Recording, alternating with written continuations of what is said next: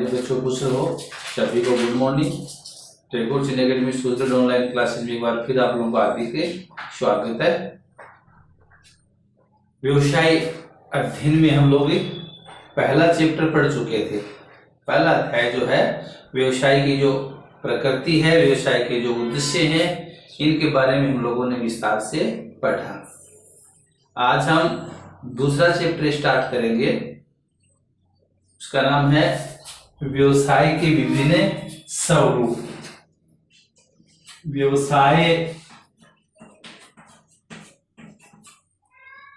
के विभिन्न स्वरूप। व्यवसाय के विभिन्न स्वरूप या इनको हम प्रकार भी बोल सकते हैं। व्यवसाय के विभिन्न स्वरूप या इसके जो प्रकार होते हैं। व्यवसाय के स्वरूपों को अध्ययन की दृष्टि से हम अलग अलग भागों में बांटते हैं। सबसे पहले आता है एकल स्वामित्व व्यवसाय। एकल स्वामित्व व्यवसाय। दूसरा है संयुक्त हिंदू परिवार व्यवसाय। हिंदू परिवार व्यवसाय। हिंदू परिवार व्यवसाय। उसके बाद में है पार्टनरशिप बिजनेस, साझेदारी व्यवसाय।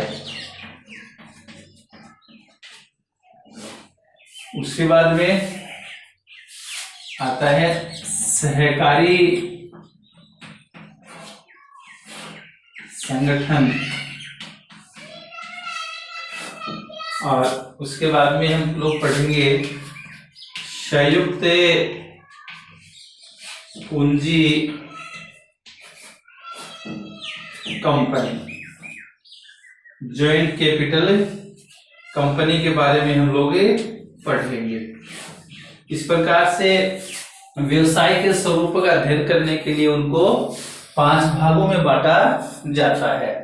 सबसे पहले आता है एकल स्वामित्व व्यवसाय, संयुक्त हिंदू परिवार व्यवसाय, साझेदारी व्यवसाय, सहकारी संगठन और संयुक्त पूंजी कंपनी। इतने भागों में हम इनको बांटते हैं। इनका अलग अलग विस्तार से हम लोग अध्ययन करेंगे।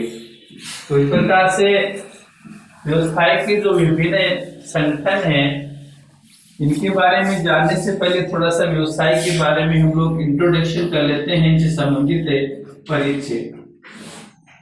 कोई भी व्यवसाय जो होता है, एक नए व्यवसाय की स्थापना करना चाहता है या वर्तमान व्यवसाय के अंदर जो विकास करना चाहता है, तो ये घटक जो होते हैं काफी महत्वपूर्ण होते हैं। कई प्रकार के जो घटक होते हैं उन पे उनको विचार करना पड़ता है। इस प्रकार से एक नए व्यवसाय की जो स्थापना करनी है, व्यवसायी एकल स्वामित्व व्यवसाय की स्थापना करेगा, साझेदारी की व्यवसाय की स्थापना करेगा, या सहकारी समिति है या कंपनी की स्थापना उसके द्वारा की जाएगी।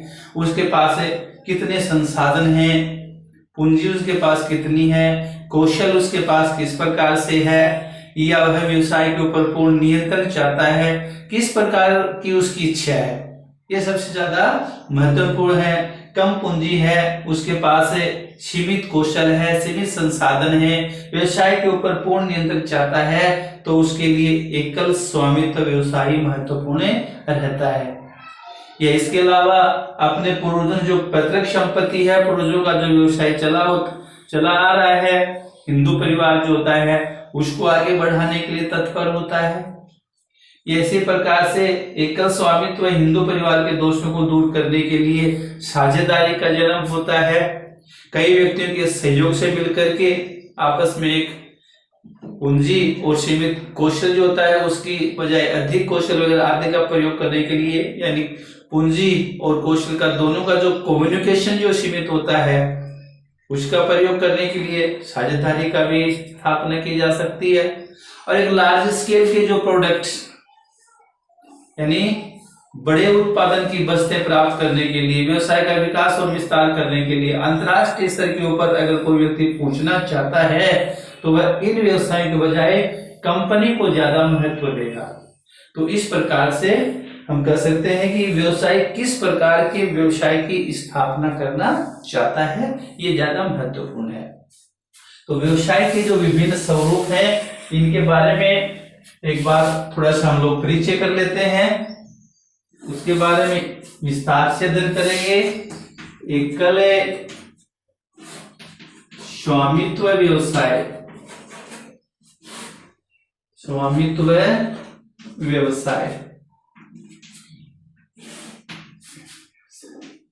एकल स्वामित्व व्यवसाय।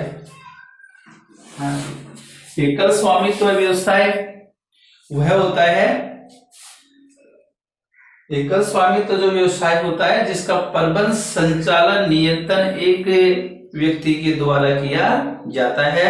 आज हमारे देश में 85% से अधिक एकल स्वामित्व व्यवसाय है और यह व्यवसायिक संगठन का सबसे प्राचीनतम स्वरूप माना जाता है। व्यवसायिक संगठन का सबसे प्राचीनतम स्वरूप है एकल स्वामित्व व्यवसाय, जिसकी स्थापना एक ही व्यक्ति के द्वारा की जाती है, प्रबंध भी एक ही दो व्यक्ति के द्वारा की जाती है, वह इसका संचालन करता है, वह इसका नियंत्रण करता है, समस्त लाभ भी उसी का होता है, समस्त हानि भी उसी को उठानी पड़ती है।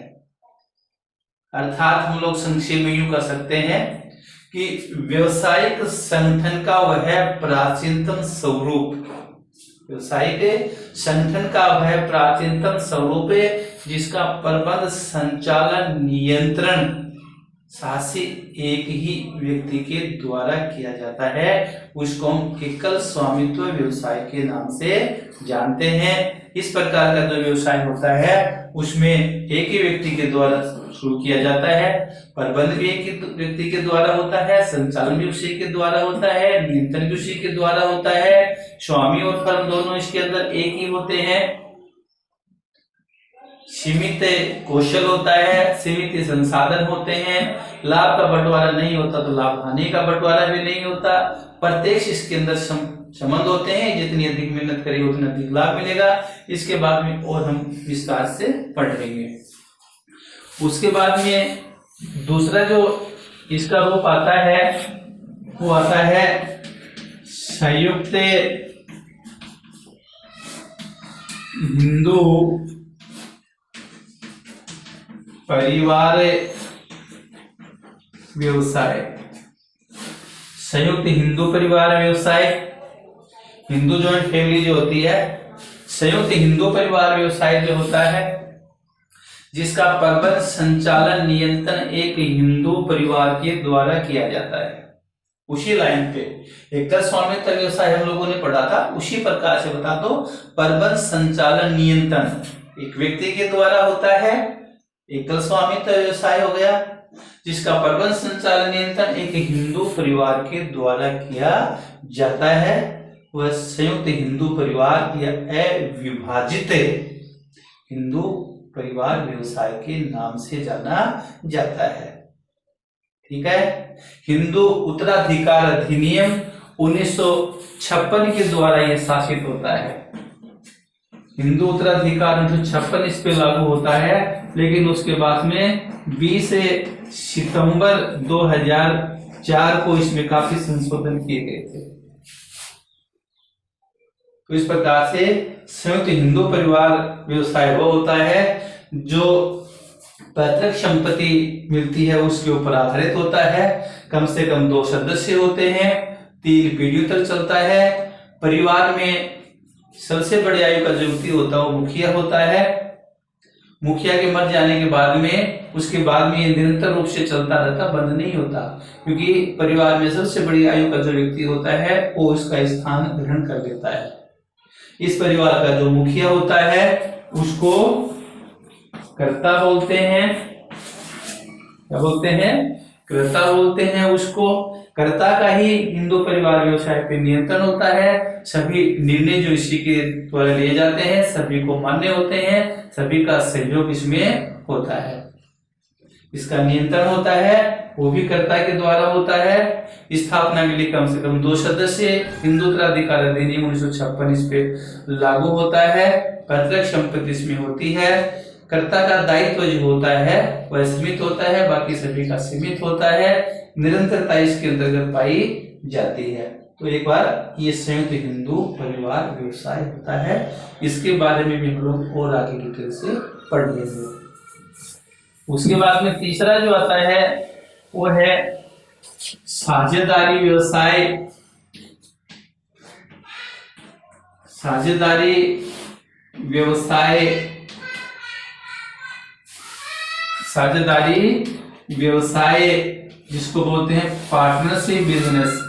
साझेदारी व्यवसाय एकल स्वामित्व व्यवसाय और हिंदू परिवार जो होते हैं उसकी समस्याओं के समाधान के लिए साझेदारी व्यवसाय जो होता है इसकी स्थापना की गई।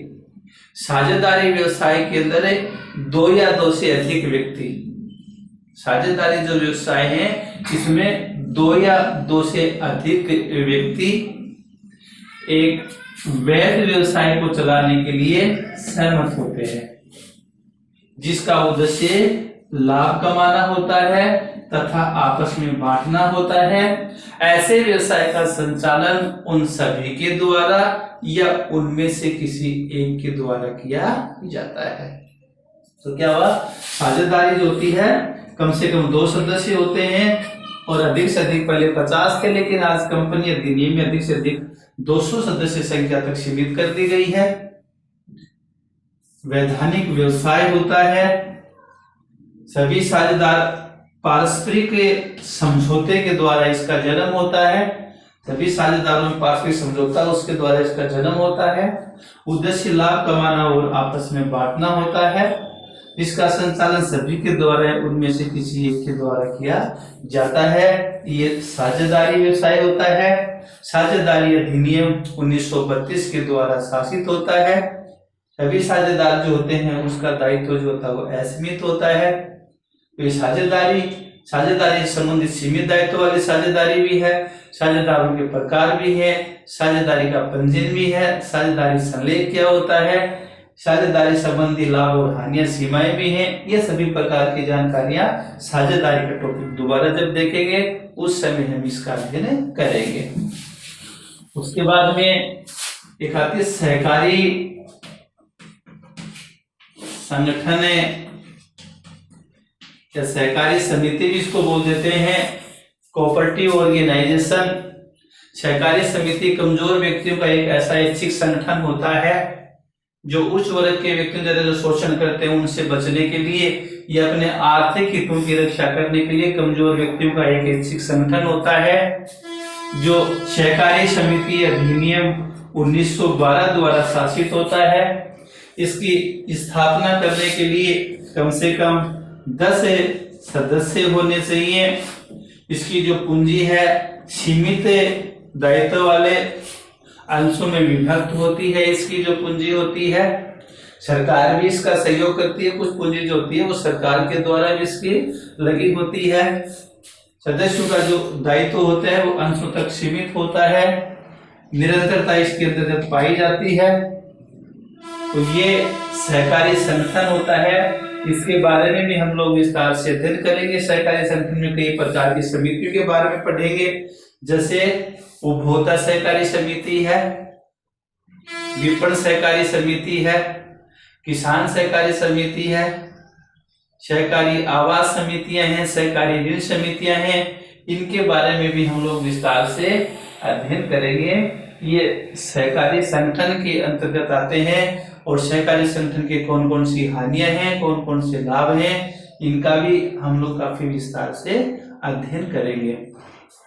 उसके बाद में आता है कंपनी, संयुक्त पूंजी वाली जो कंपनी है, संयुक्त पूंजी कंपनी, संयुक्त पूंजी कंपनी व्यक्तियों का एक ऐच्छिक संगठन होता है जिसका वैधानिक अस्तित्व होता है, व्यक्तिगत अस्तित्व जिसका माना जाता है, शाश्वत उत्तराधिकार होता है, पूंजी सीमित दायित्व वाले अंशों में विभक्त होती है, शाश्वत उत्तराधिकार होता है जिसकी अपनी एक सार्वभौम मुद्रा होती है। भारतीय कंपनी अधिनियम 1956 द्वारा शासित होती थी, लेकिन वर्तमान समय में इस अधिनियम को परिवर्तन कर दिया गया है। अब संयुक्त पूंजी कंपनी जो है, इसमें कंपनी अधिनियम 2013 कंपनी अधिनियम 2013 द्वारा यह शासित की जाती है। 2013 इसके ऊपर लागू होता है।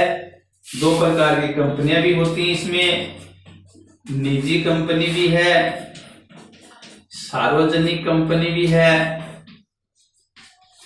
निजी कंपनी सदस्य संख्या कम से कम 2, अधिक से अधिक 200 इतने कम से कम जो है इसके अंतर्गत 2 होती है, अधिक से अधिक 200 होती है। सार्वजनिक कंपनी की सदस्य संख्या कम से कम 7 होती है, अधिक से अधिक पे कोई प्रतिबंध नहीं होता है, लेकिन सदस्य संख्या जितने अंश होते हैं उससे ज्यादा नहीं होती। तो ये संयुक्त पूंजी जो कंपनी है इसके बारे में भी हम लोग विस्तार से अध्ययन करेंगे कि संयुक्त पूंजी कंपनी की विशेषताएं कौन सी होती हैं, इसके लाभ कौन से हैं, सीमाएं कौन कौन सी हैं, इनके बारे में भी हम लोग विस्तार से अध्ययन करेंगे। या निजी कंपनी जो है वो कौन सी है, सार्वजनिक कंपनी कौन सी होती है, कौन कौन से अंतर होते हैं। उसके बाद में कंपनियों के जो महत्वपूर्ण जो प्रलेख होते हैं, जैसे प्रविवरण है, इसके अंदर पार्षद सीमा नियम है, पार्षद अंतर नियम है या प्रविवरण है। इसके अलावा कंपनी की जो विषय सामग्री आती है इसके बारे में भी हम लोग अध्ययन करेंगे। अलग अलग वाक्य आएंगे, जैसे नाम वाक्य है, स्थान वाक्य है, पूंजी वाक्य है, उद्देश्य वाक्य है। इस प्रकार से इनके बारे में भी हम लोग विस्तार से अध्ययन करेंगे।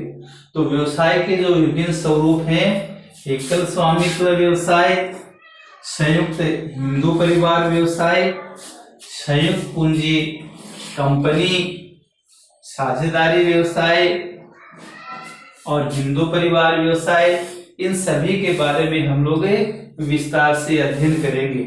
इस प्रकार से संक्षेप में हम कह सकते हैं कि एक व्यवसाय की कैपेसिटी किस प्रकार की है, एक व्यवसाय चाहता क्या है, उसके पास कम पूंजी है या वह एकल व्यवसाय अपनाना चाहता है या लार्ज स्केल के ऊपर अपना व्यवसाय ले जाना चाहता है। अलग अलग प्रकार की अलग अलग विशेषताएं होती हैं, और जिस प्रकार से अगर वो बहुत अंतरराष्ट्रीय से ऊपर बहुराष्ट्रीय कंपनी तो पूछना चाहता है तो कंपनी का निर्माण करेंगे, और छोटा व्यवसाय जो होता है, जैसे कि भारत में सबसे अधिक व्यवसाय जो प्रचलन में है वो एकल स्वामित्व व्यवसाय जो होते हैं वो ही प्रचलन में है। तो इस प्रकार से व्यवसाय के जो विभिन्न स्वरूप हैं इनका हम लोग काफी विस्तार से अध्ययन करेंगे। ये मान के चलिए कि एक एक स्वरूप का एक चैप्टर है एक प्रकार से। तो जैसे एकल स्वामित्व व्यवसाय के बारे में, संयुक्त हिंदू परिवार व्यवसाय, संयुक्त पूंजी कंपनी, साझेदारी, सभी के बारे में हम लोग विस्तार से पढ़ेंगे, लेकिन ये हम लोग कल पढ़ेंगे।